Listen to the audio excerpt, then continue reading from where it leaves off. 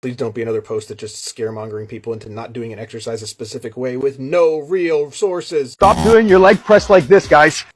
And of course it is. You're gonna dislocate your goddamn knees and herniate your disc, alright? Citation desperately needed on that "you're gonna dislocate your knees" thing, by the way. And by the way, that's also not how disc herniations work. There's literally zero goose egg case studies ever of someone herniating a disc while leg pressing. Not saying it's not possible or that it hasn't happened, but like this guy's like, oh, it happens all the time. No.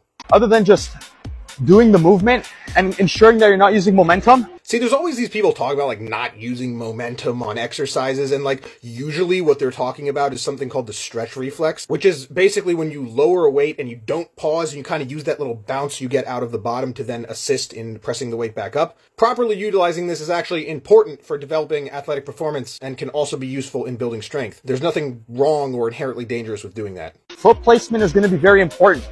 So when you're doing actual leg press, the lower your feet go on the actual pad and the closer they get, the more knee flexion you're going to have, the more quad dominant this exercise is going to be. And the higher you go and you externally rotate your legs, the more glutes and hamstrings you're going to get because you're minimizing how much actual knee flexion and hip flexion you're having.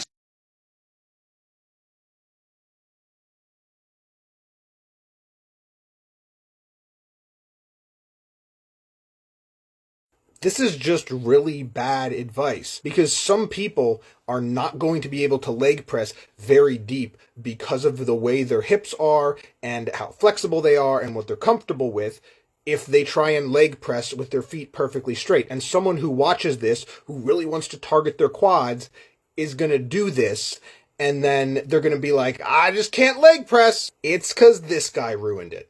I control the movement down, my active range, which is pretty much here. That's honestly not a lot of range, man. Like, if you just discarded literally everything he's saying and increased your range of motion by 2 or 3 inches, it would be a lot better. Let me just say that.